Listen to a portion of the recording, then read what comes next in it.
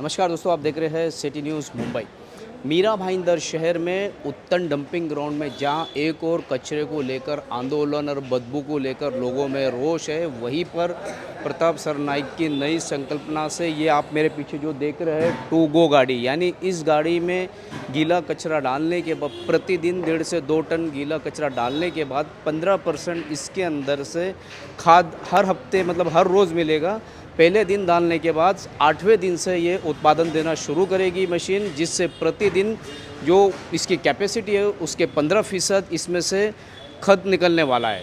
आपको बता दें कि इस गाड़ी से उत्तन डंपिंग ग्राउंड को भी काफ़ी राहत मिलने वाली है और गीला कचरा इस जगह पे जमा होने के बाद यहीं पर इसी में प्रोसेस होगा और इसका जो बचा हुआ पानी है वो एसटीपी प्लांट में छोड़ा जाएगा।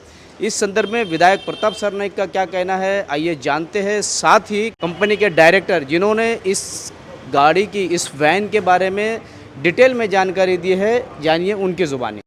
सबसे पहले आप सभी लोगों को धन्यवाद देता हूं और खासकर राज्य के मुख्यमंत्री आदरणीय एकनाथ शिंदे साहब को बहुत दिल से धन्यवाद देता हूं कि मीरा भाईंदर की जो कचरे की समस्या है वो ख़त्म करने के लिए उन्होंने 150 करोड़ की निधि इस मीरा भाईंदर महानगर पालिका क्षेत्र के कचरा प्रकल्प के लिए उपलब्ध करके दी और उसमें से हम 2 प्रकल्प कर रहे हैं, जिसकी वजह से गीला कचरा और सूखा कचरा जो अलग अलग हो जाएगा और उसका जो भी प्रक्रिया होती है वो प्रक्रिया होगी।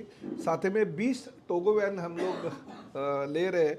वो टोगो वैन के माध्यम से गीला कचरा जो है उसमें डालने के बाद तुरंत 7 दिन के बाद में जो खत है वो मिलेगा और वो खत का विनियोग हम महानगर पालिका क्षेत्र में फूल पौधे और जो गार्डन्स है वो गार्डन को ऑफर सकेंगे। कुछ तो इतना खत ज़्यादा पैमाने पे उपलब्ध होगा कि प्राइवेट सोसाइटी के गार्डन में भी हम वो महानगर पालिका के माध्यम से मुफ्त दे सके, या शायद महिला बचत गट जो हमारी है, महिला बचत गट के माध्यम से 1-1 किलो 2-2 किलो के बैग हम उनको बना के वो भी लोगों को बेच सकते हैं। ऐसा हमारी विचारधारा और उस माध्यम से हम खर्चा कर रहे हैं। तो ये 20 टोगो वैन हो गई और साथ ही में हर सोसाइटी, हर इमारत और हर चाली में हम लोग 2-2 डस्टबिन दे रहे हैं। जो गीला कचरा अलग होगा, सूखा कचरा अलग होगा। साथ ही में हम जो फुटपाथ है वो फुटपाथ पे भी कचरा होता है, जिस जगह पे ज़्यादा कचरा जमा हो जाता है उन लोगों के लिए वो कचरा डिब्बे में डालने के लिए वो स्टील की ये लगा देंगे, हम लोग डस्टबिन फिक्स कर देंगे ताकि लोगों को जन जागृति हो जाए और लोग उसमें कचरा डालें।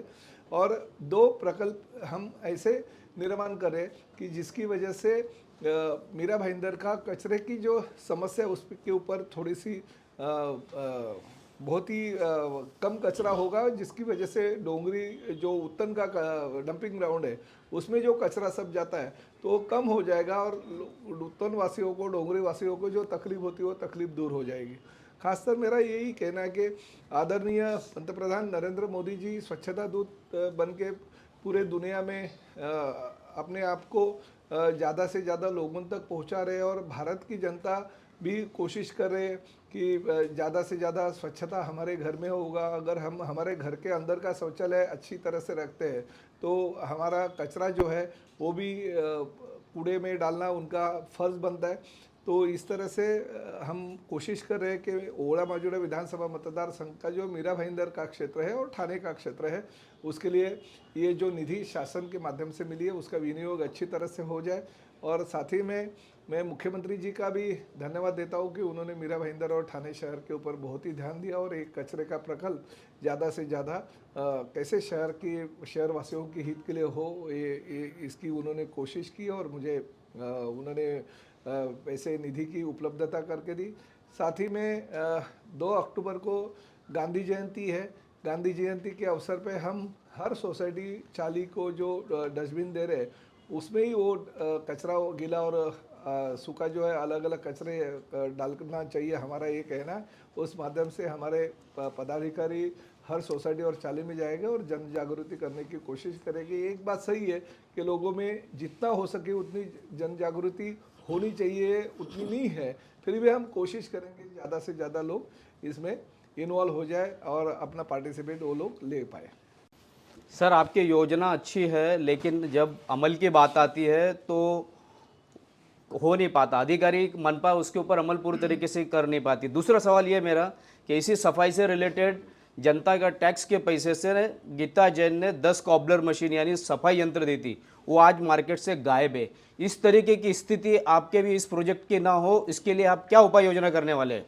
देखिए, मैं लोक प्रतिनिधि के तौर पे अभी तक जो जो प्रोजेक्ट मैंने किया है वो सक्सेस करके दिखाया। 15 साल से मैं इस शहर का लोक प्रतिनिधि हूँ और 15 सालों में बहुत ही जितने हो सके मीरा भाईंदर शहर ने सोचे नहीं थे उतने ज़्यादा विकास के प्रकल्प में लेके आया।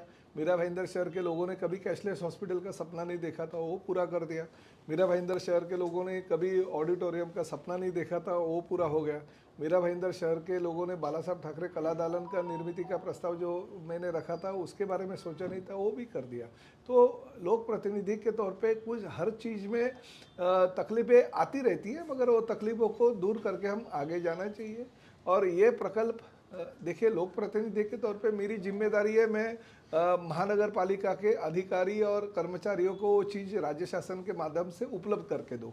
लोक प्रतिनिधि क्या सुबह शाम जाके ये मेरा जो मैंने संकल्प लिया है या जो मैंने टोगो बयान दिया है, मैंने डस्टबिन दिया है, मैंने जो कचरे प्रकल्प के लिए पैसा है, तो वो सुबह शाम तो मैं देखने जा नहीं सकता है। तो ये अधिकारियों की जिम्मेदारी होती है, उन्होंने इसके ऊपर अमल करना चाहिए, ध्यान देना चाहिए। मगर एक बात सही है कि ठाणे में टोगो वैन की संकल्पना जो है बहुत ही अच्छी तरह से निभाई जा रही है और अच्छे प्रकल्प ठाणे में जो हम लेके आ रहे हैं वो अच्छी तरह से चल रहे हैं।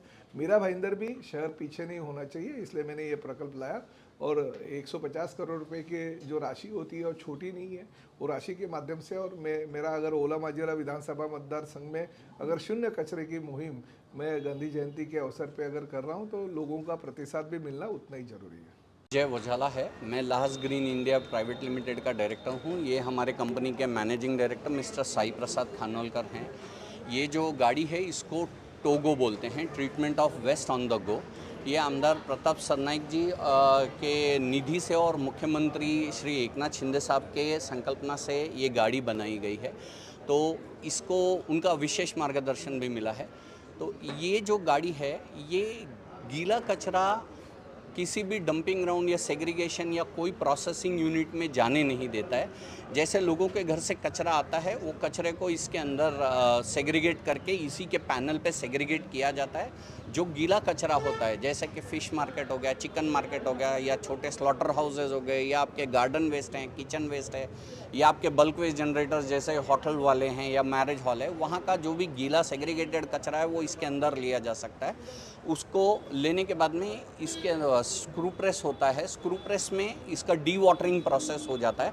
उसके बाद में इसको अंदर श्रेड करते हैं। श्रेडर के बाद में ये बायोडाइजेस्टर प्रोसेसिंग के लिए अंदर जाता है, जो थर्मोफ्लिबिक बैक्टीरिया के साथ में हमारे पेटेंटेड टेक्नोलॉजी है, ये सारा प्रोसेसिंग होता है।